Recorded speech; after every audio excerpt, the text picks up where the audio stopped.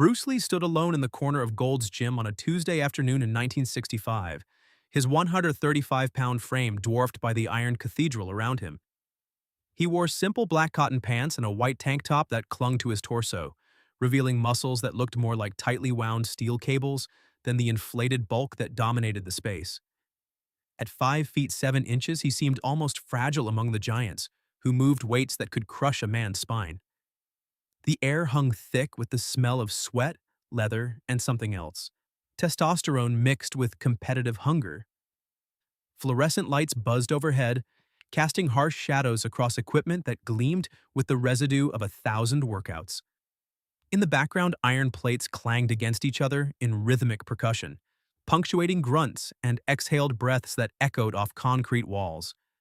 Bruce moved through a series of stretches with methodical precision, each movement calculated, controlled, purposeful. His eyes remained half-closed, focused inward on the sensation of muscle fibers lengthening, tendons warming, joints preparing. He paid no attention to the curious glances that occasionally drifted his way, glances that carried questions, doubts, sometimes outright dismissal. He'd learned years ago that explanation was pointless. Understanding came through demonstration, not words. His breathing followed a specific pattern he'd developed through years of training. 4 counts in through the nose, 8 counts out through slightly parted lips, oxygenating blood, calming the nervous system, sharpening awareness. Around him, bodybuilders and powerlifters dominated the landscape of the gym. Men with 20-inch arms and barrel chests that strained against tank tops moved between stations with the confident swagger of those who'd built their identity on physical dominance. They spoke in the language of numbers, bench press maximums, squat weights, protein intake measured in grams. Their world operated on a simple equation: bigger equals stronger equals better. And in this ecosystem, Bruce Lee was an anomaly, a puzzle that didn't fit their understanding of what strength looked like. Near the squat rack, a cluster of lifters took turns testing their limits, adding plates until the bar bent under the weight. Their spotter called out encouragement between sets, voice booming across the open space. By the water fountain, 2 men compared bicep measurements with the seriousness of scientists conducting research. At the heavy bag that hung in the far corner, Bruce's usual domain, a heavyweight boxer worked through combinations, each punch landing with the sound of a car door slamming. The gym thrived on this energy, this constant competition, this unspoken hierarchy where physical size determined social standing. Bruce finished his stretching routine and moved toward the heavy bag, his footsteps silent despite the concrete floor. He'd been training at Gold's for 3 months now, fitting workouts between teaching sessions at his martial arts school in Chinatown and choreography work for Hollywood productions that were just beginning to take notice of him. Most days he worked in relative peace. The serious lifters had learned to respect his focus even if they questioned his methods. He'd demonstrated enough explosive power on the bag to earn a cautious distance. But Gold's was a public gym, and not everyone who walked through its doors understood the unwritten rules of mutual respect. The heavy bag swayed slightly from the boxer's final combination. Bruce waited patient until the man finished his set and moved away with a nod of acknowledgement. Then Bruce stepped into position, bare feet finding the optimal angle on the floor, weight distributed evenly, knees slightly bent. He rolled his shoulders once, twice, feeling the connections between muscle groups, the kinetic chain that would transform his entire body into a single weapon. His hands hung loose at his sides. No gloves, no wraps, just skin and bone and the absolute certainty of what he was capable of. The door to the gym swung open with force, metal crashing against the rubber stopper that protected the wall. Conversations paused, heads turned. A man entered who seemed to fill the doorway entirely.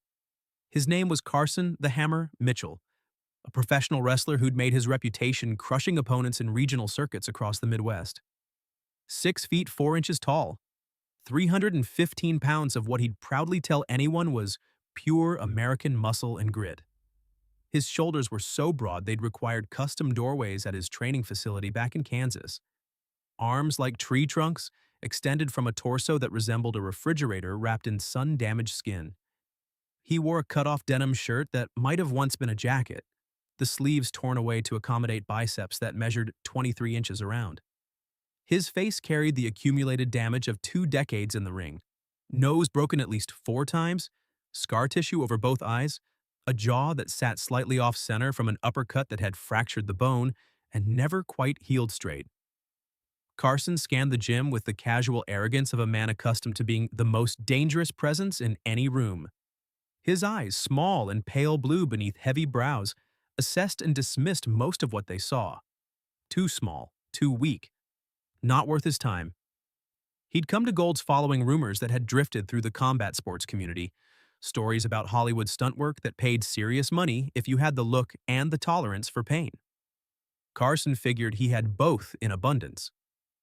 He walked directly to the bench press station, his footsteps heavy enough to make the floor seem to vibrate. Without asking if anyone was using it, he loaded the bar with plates. 2 45s on each side to start. A warm-up weight for a man of his size. He positioned himself on the bench, gripped the bar, and pressed through 10 smooth repetitions, barely straining. Then he added more weight, and more. The bar began to sag in the middle under the accumulating iron. At the heavy bag, Bruce had begun his own routine, working through a series of strikes that started slow and methodical, building rhythm, establishing timing. His first punch barely moved the 100-pound bag. The second moved it slightly more. By the 10th strike, the bag swung in a violent arc, chains rattling against the ceiling mount. He wasn't throwing wild haymakers. Each technique was precise. Fist rotating at the last microsecond, hip driving forward, foot pushing against the floor, entire body unified behind the impact. Physics and physiology merged into something that looked effortless but contained the force of a man twice his size. Carson finished his set with a grunt that echoed across the gym, then sat up, wiping sweat from his forehead with a towel the size of a small blanket. He surveyed his audience, because men like Carson always had an audience, even when they weren't performing. His eyes stopped on Bruce. For a long moment, Carson simply watched. Watch this small Asian man hitting the heavy bag with techniques that looked more like dance movements than proper fighting. Watched the bag swing despite the seemingly light contact. Watched other gym members glance toward Bruce with something that looked like respect, and something in Carson's chest tightened with irritation he couldn't quite name. Maybe it was the attention Bruce received without demanding it. Maybe it was the quiet confidence that radiated from someone who should, by Carson's understanding of the world, be invisible in a place like this. Maybe it was simpler than that. Maybe Carson just needed to prove something he'd been proving his entire life. He stood, the bench creaking with relief at the removed weight. He walked toward the heavy bag with deliberate slowness, each step measured, giving Bruce time to notice his approach, to understand what was coming. The gym's ambient noise seemed to lower. Conversations didn't stop entirely, but they shifted, became quieter, more watchful. People sensed the atmospheric change that preceded confrontation. Bruce continued his routine, awareness sharp but focus maintained. He'd felt Carson's attention from the moment the man entered, had calculated the approach before it happened, had already made decisions about how to respond based on variables Carson couldn't possibly understand. But Bruce gave no outward sign of this internal process. He simply worked, breath steady, movements flowing one into the next with meditative consistency. Carson stopped 3 feet away, close enough to be felt but not touching. Close enough to invade personal space without making physical contact. It was a calculated position, intimidating through proximity, establishing dominance through size differential. His voice when he spoke carried the rough texture of too many years breathing gym air and taking hits to the throat. Deep, loud enough to be heard across the entire facility, designed for public consumption. "That's real cute." Bruce completed his current combination before acknowledging the interruption. He turned his head slightly, not facing Carson directly, peripheral vision sufficient to maintain visual awareness. He said nothing. Sometimes silence was the strongest response. Carson smiled, but nothing about the expression contained warmth. It was the smile of a predator who'd cornered something small and was deciding how long to play before finishing. "I said that's real cute.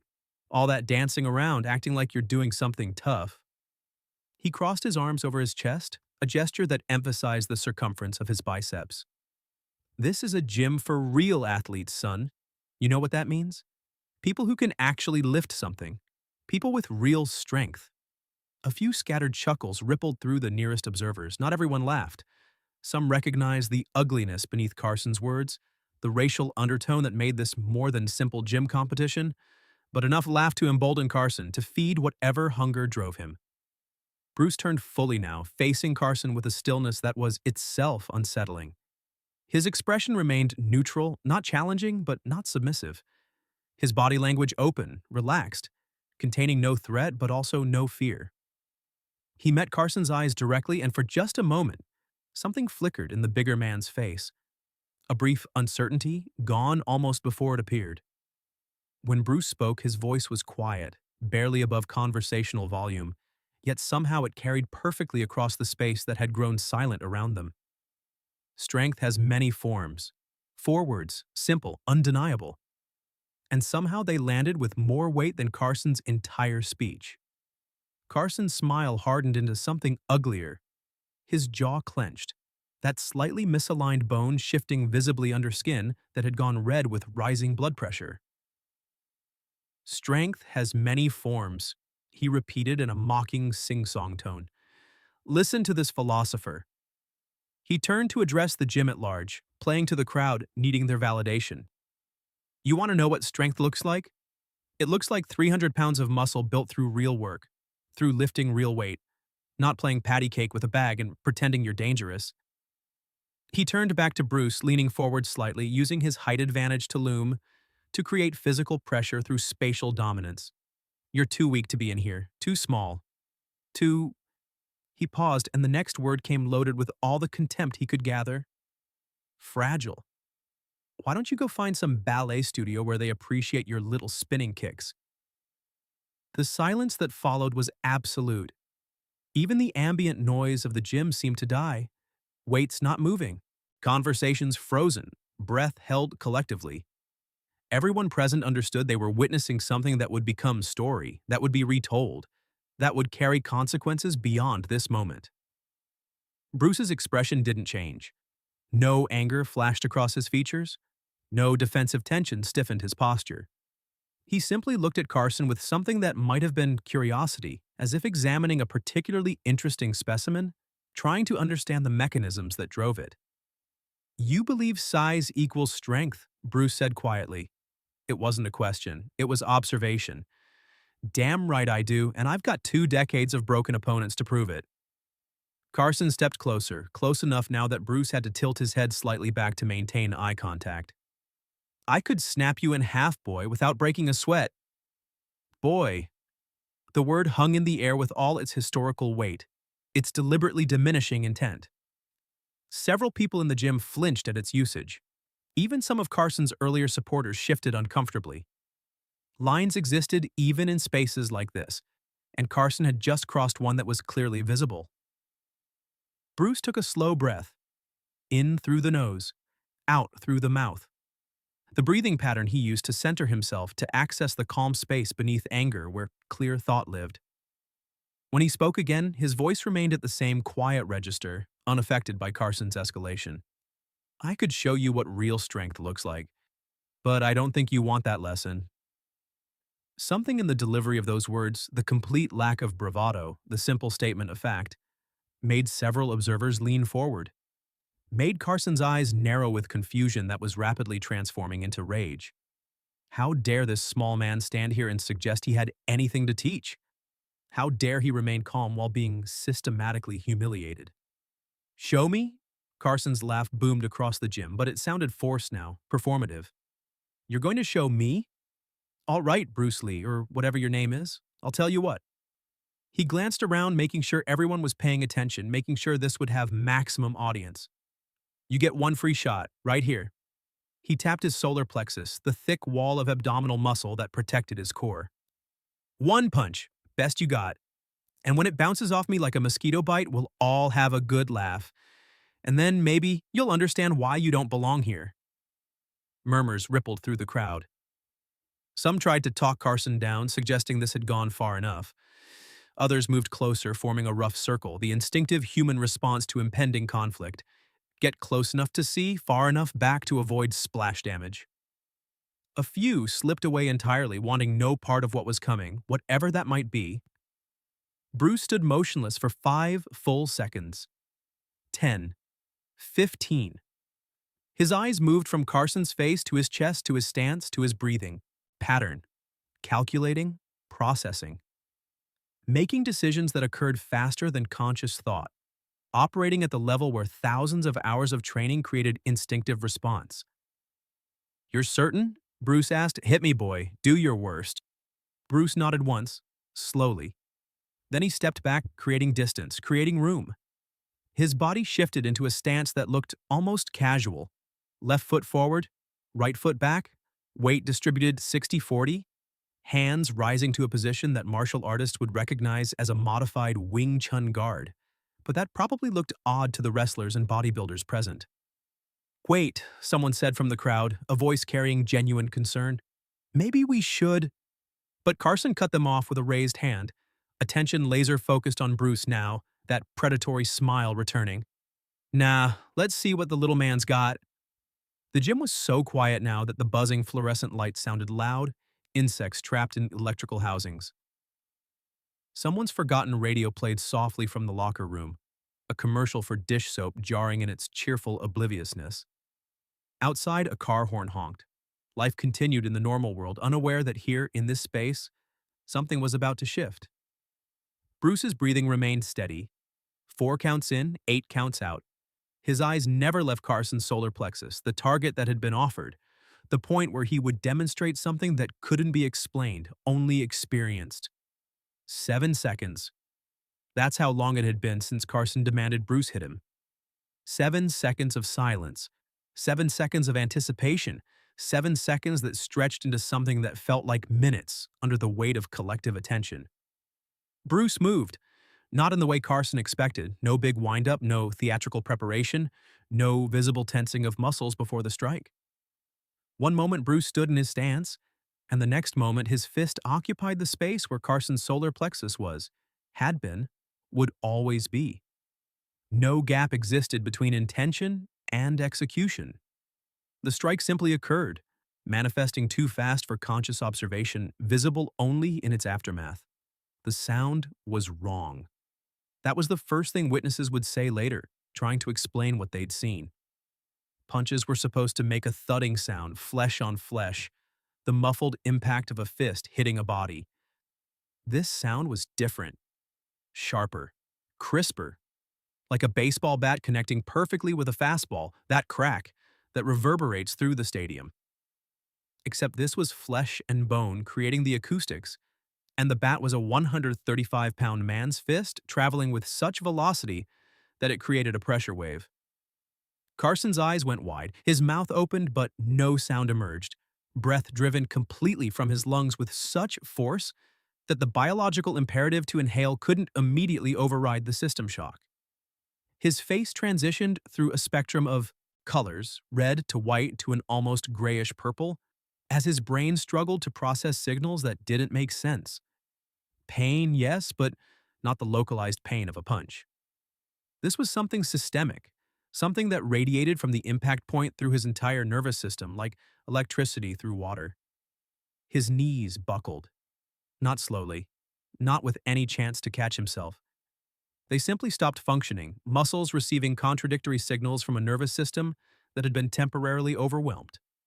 315 pounds of professional wrestler collapsed straight down, dropping to the concrete floor with an impact that sounded like a side of beef being thrown from a truck. His hands went instinctively to his chest, fingers splayed across the spot where Bruce's fist had landed, as if trying to hold in something that wanted to escape. He tried to breathe. Couldn't. Tried again.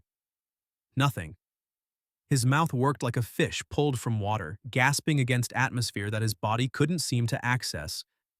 Panic flashed across his face, the primal terror of suffocation, of drowning in air. The gym erupted in noise, shouts, someone yelling to call an ambulance, others pushing forward to help, to see, to understand what had just happened. But Bruce held up one hand, a gesture that somehow cut through the chaos, commanded attention despite having no authority to do so. "Give him space," Bruce said quietly. "He's not injured.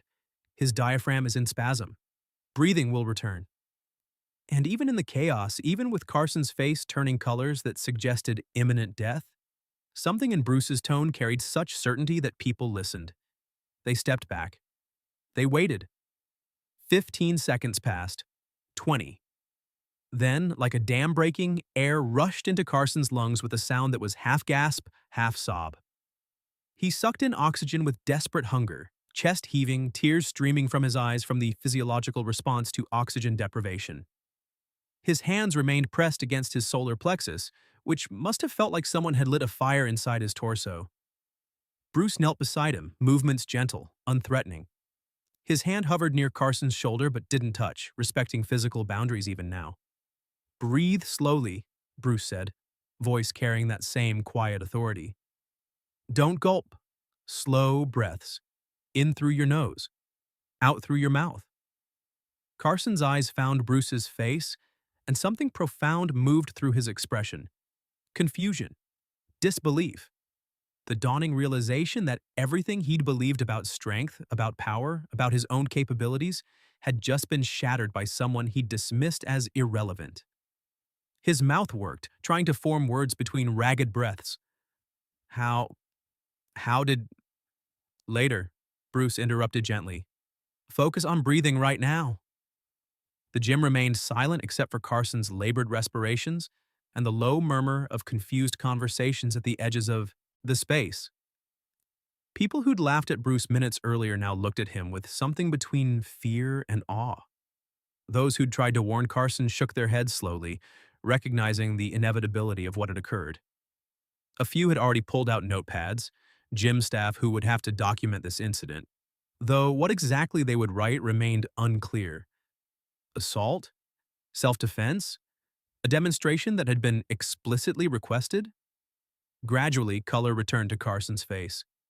His breathing normalized, though each inhalation still clearly caused pain. He sat up slowly and Bruce moved back slightly, giving room, always maintaining that respectful distance. Carson stared at his own hands, flexing fingers, as if checking that they still worked, that his body still responded to commands from his brain. "I've been hit before," Carson said finally, voice hoarse, each word clearly painful to produce. "Taken punches from heavyweight champions, kicks from martial artists twice your size." He looked up at Bruce and something in his eyes had fundamentally changed. "I've never felt anything like that. You didn't just hit me, you..." He struggled for words. "You did something I don't understand." Bruce settled into a seated position on the floor, cross-legged, bringing his eye level closer to Carson's. Making himself smaller, less threatening, creating space for dialogue rather than continued confrontation. "Impact is not about size," Bruce said. "It's about speed, precision, and timing. Your muscle provided resistance, yes, but I wasn't hitting your muscle. I was hitting the nerve plexus behind it. The spot where signals coordinate between your heart, lungs, and diaphragm. I disrupted the communication." Carson touched his chest again, gingerly, as if trying to feel the damage, to understand the mechanism. "But the power. You're half my weight." "Weight without speed is just mass. Speed without precision is just motion.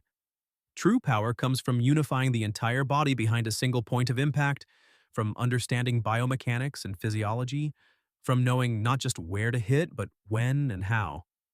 Bruce paused, considering his next words carefully. "You're incredibly strong, Carson. The weight you were lifting earlier, most men couldn't move it. But you've confused strength with power.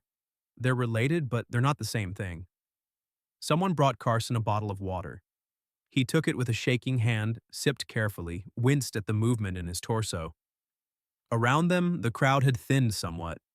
Some had returned to their workouts, throwing occasional glances back toward the heavy bag area. Others remained, listening, learning, processing what they'd witnessed. Carson drank more water, breath finally steady enough to swallow without pain. When he spoke again, his voice had lost all its earlier bravado, replaced by something that sounded like genuine curiosity mixed with residual shock. "Why did you stop when I couldn't breathe?" "You could have. I was helpless. You could have kept hitting me. Could have really hurt me." Bruce's expression softened slightly, the first real emotion he'd shown since the confrontation began. "Because the point wasn't to hurt you. You asked for a demonstration. I gave you one. Continuing past that would have been cruelty, not teaching. He paused. You're not a bad person, Carson. You're a person who learned that size and strength get you respect, and you've spent your life accumulating more of both. But respect demanded through fear isn't real respect. It's compliance. And eventually you'll always meet someone faster or more skilled or willing to be more vicious. Then what?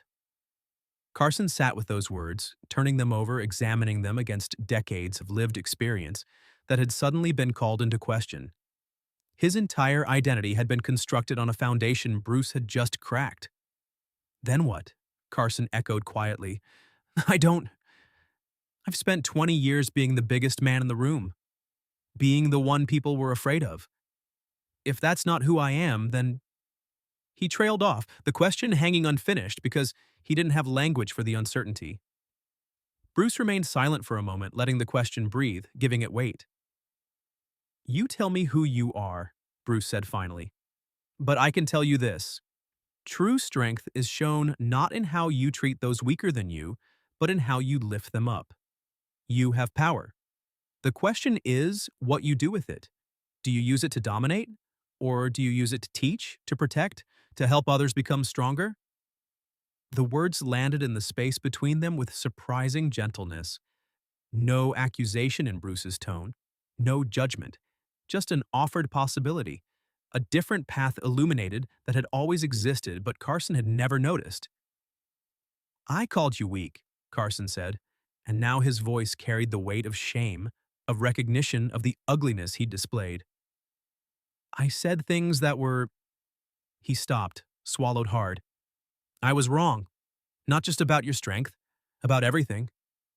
Yes, Bruce agreed simply. No need to elaborate, no need to make Carson feel smaller than he already felt. Just acknowledgement of truth. Can you? Carson began, then stopped, reformulating. Would you teach me? Not to punch like that. I get that takes years, but to think differently. To understand what you understand. Bruce considered the request. Around them, the gym had mostly returned to its normal rhythms, though conversations remained subdued, attention still partly focused on this unlikely pair sitting on the concrete floor. Somewhere weights clanged. The heavy bag swayed slightly in a breeze from an opened window.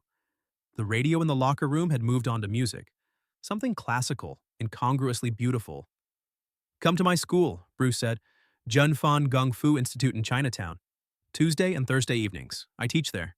I